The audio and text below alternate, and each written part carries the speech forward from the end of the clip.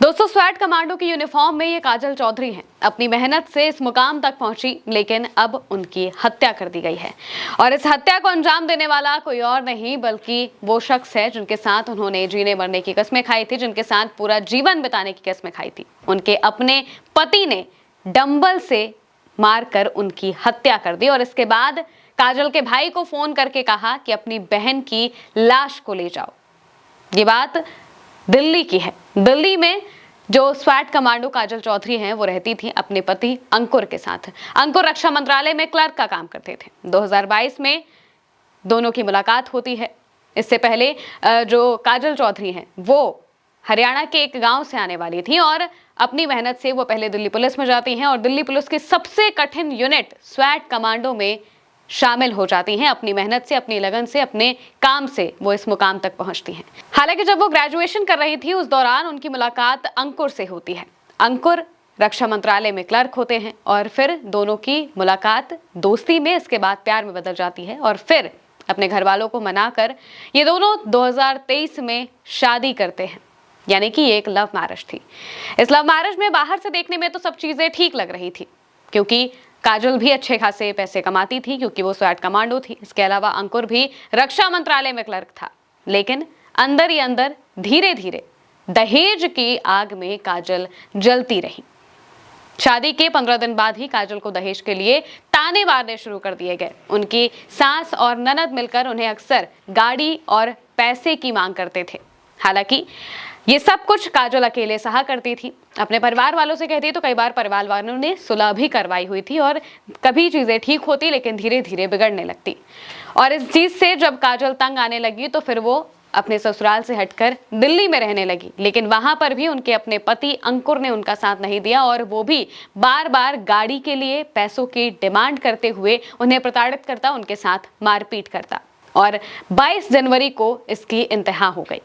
22 जनवरी को जब काजल अपने भाई से फोन पर बातचीत कर रही होती हैं तो अंकुर अचानक से उनके पास आता है, काजल से फोन छीनता है और उसके भाई से कहता है कि ये चीज तुम रिकॉर्ड कर लो, तुम्हारे लिए पुलिस एविडेंस के काम आएगी।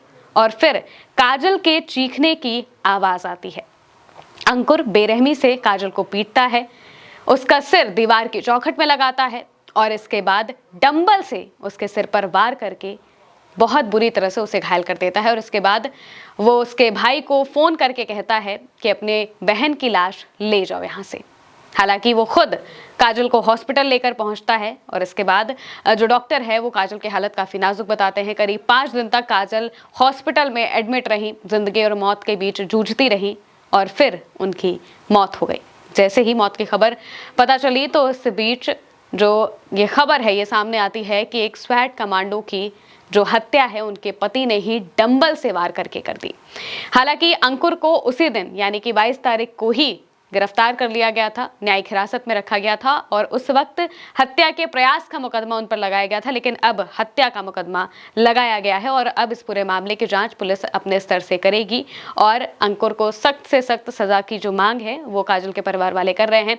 काजल के भाई का ऐसा कहना है कि उनके बीच में काफी ज्यादा झगड़े बीच में बढ़ने लगे थे और सबसे बड़ी बात तो ये है कि जब काजल पर ये वार होता है, काजल की जब हत्या की जाती है, उस वक्त काजल 4 महीने की गर्भवती होती हैं। 4 महीने की गर्भवती काजल पर उनके अपने ही पति अंकुर वार करते हैं और इसी दौरान इस वजह से काजल और उनके पेट में पल रहे बच्चे की भी मौत हो जाती है। और अब अंकुर पर यह हत्या का मुकदमा दर्ज कराया जाएगा। लेकिन अब भी जो सवाल है वो ये है कि दहेज इस समाज से अभी खत्म नहीं हुआ है। जो लोग अक्सर कहा करते हैं कि अब तो महिलाएं सशक्त हो चुकी हैं, अब तो कहीं कोई दहेज नहीं मांगता है, लेकिन अभी भी महिलाएं दहेज के नाम पर मारी जाती हैं। इसका ये जीता जागता उदाहरण है, क्योंकि काजल अपने मुकाम से, अपनी मेहनत से इस मुकाम तक पहुंची थी जहां पर वो स्वैट कमांडो थी, अपने लिए जीवन बना रही थी, अपने आने वाली पीढ़ी के लिए जीवन बना रही थी, परिवार को भी संभाल रही थी। लेकिन दहेज की वजह से उनकी हत्या कर दी जाती है। आप इस खबर को लेकर क्या कहेंगे, कमेंट में बताइएगा। मैं हूं महिमा और आप देखते रहिए उल्टा चश्मा यूसी।